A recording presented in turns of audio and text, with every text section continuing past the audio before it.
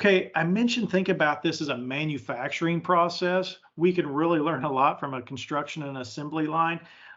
Labor has been one of our big challenges the past few years, whether we could get it, whether we could afford it, whatever it may be. So automation is one of your keys to help solve that. With automation, you also get consistency and uniformity. You get efficiency in your operations and moving products from here to there, getting it from the box to the bench, nice and in a nice and timely fashion. The other thing, just kind of like I mentioned with sensors, automation of your environmental conditions as well. I think you'll be pleasantly surprised. We as humans, we just aren't quite as good as the digital sensors and things that are available today on managing our environment. Now, does this come, without challenges? No, there's always some challenges. For instance, look at this flat. This flat was filled with an Elipot. This is an Elipot flat. So it's got the soil that's vacuum sucked into a wrapping.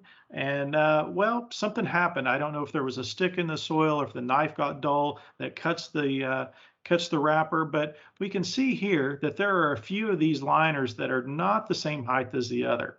And this is where we still need that human eye. We still need that art and that quality control measure to make sure the machines are doing right. Okay, so those that are shorter, they're going to have a very different water holding content than those that are full size. So we can see there's several in there, and from time to time, we just have to make some adjustments and change it. But regardless where you are in your process, how automated you are currently, think about all the different possibilities in your operation, such as tray filling, sticking the cuttings, monitoring your environment and temperatures and moistures and things like that. Also with dibbling. So if you take a look at this is a flat that was dibbled by an automatic dibbler.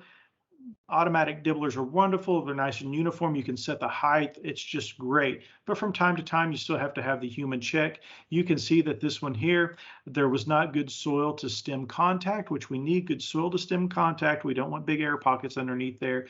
That's what we need that to get rooting. This one actually bounced out as it was being transferred over to the bench. So make sure you dibble with the correct size, not just, and the correct depth as well, and make sure there's good soil to stem contact.